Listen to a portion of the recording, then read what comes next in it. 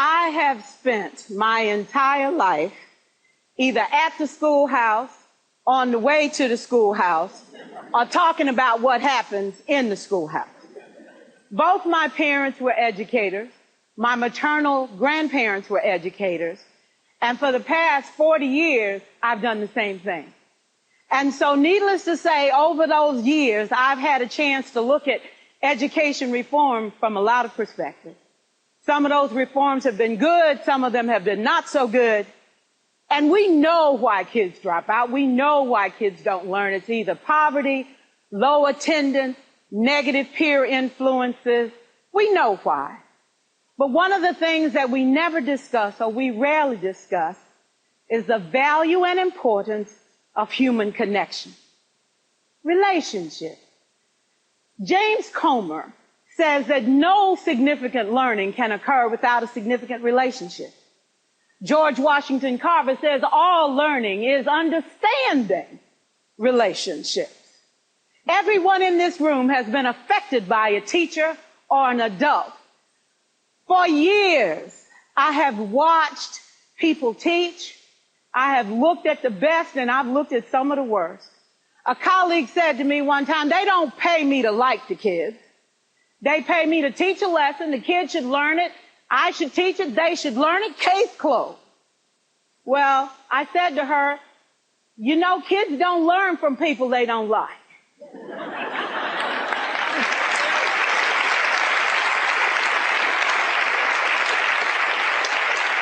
She said, that's just a bunch of hooey. And I said to her, well, your year is going to be long and arduous, dear. Needless to say, it was. Some people think that you can either have it in you to build a relationship or you don't.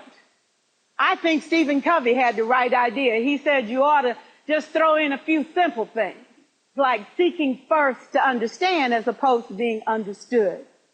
Simple things like apologizing. You ever thought about that? Tell a kid you're sorry, they're in shock.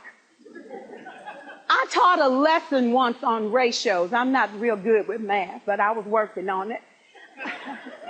And I got back and looked at that teacher edition. I taught the whole lesson wrong. So I came back to class the next day and I said, look, guys, I need to apologize. I taught the whole lesson wrong. I'm so sorry. I said, that's okay, Miss Pierson. You were so excited. We just let you go.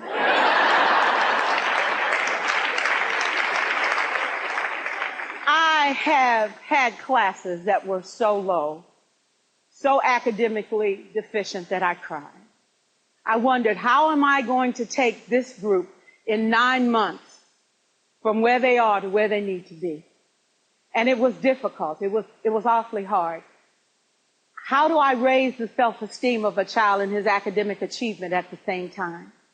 One year I came up with a bright idea. I told all my students, you were chosen to be in my class because I am the best teacher and you are the best students. They put us all together so we could show everybody else how to do it. One of the students said, really?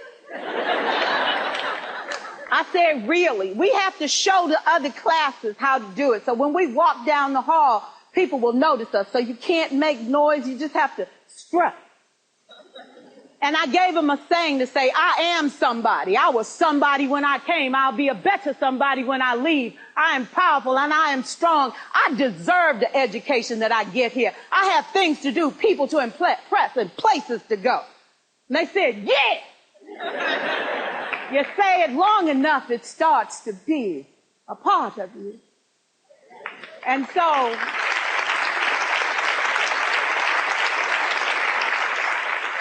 I gave a quiz, 20 questions. Student missed 18.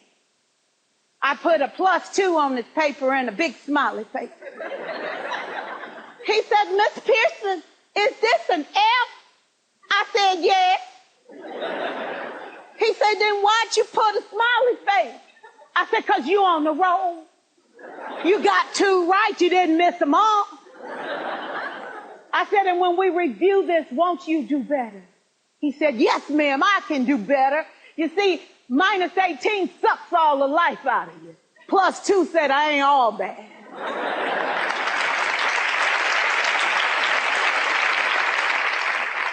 4 years, I watched my mother take the time at recess to review, go on home visits in the afternoon, buy combs and brushes and peanut butter and crackers to put in her desk drawer for kids that needed to eat, and a washcloth and some soap for the kids who didn't smell so good. See, it's hard to teach kids who stink. And kids can be cruel. And so she kept those things in her desk, and years later, after she retired, I watched some of those same kids come through and say to her, you know, Miss Walker, you made a difference in my life. You made it work for me. You made me feel like I was somebody when I knew at the bottom I wasn't. And I want you to just see what I've become. And when my mama died 2 years ago at 92, there were so many former students at her funeral. It brought tears to my eyes, not because she was gone, but because she left a legacy of relationships that could never disappear. Can we stand to have more relationships? Absolutely. Will you like all your children? Of course not.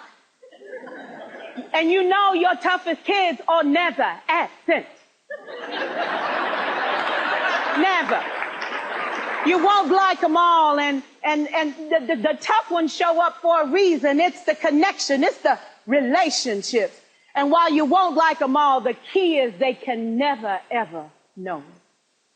So teachers become great actors and great actresses, and we come to work when we don't feel like it, and we listen to policy that doesn't make sense, and we teach anyway. We teach anyway because that's what we do. Teaching and learning should bring joy. How powerful would our world be if we had kids who were not afraid to take risks, who were not afraid to think, and who had a champion? Every child deserves a champion, an adult who will never give up on them, who understands the power of connection and insists that they become the best that they can possibly be.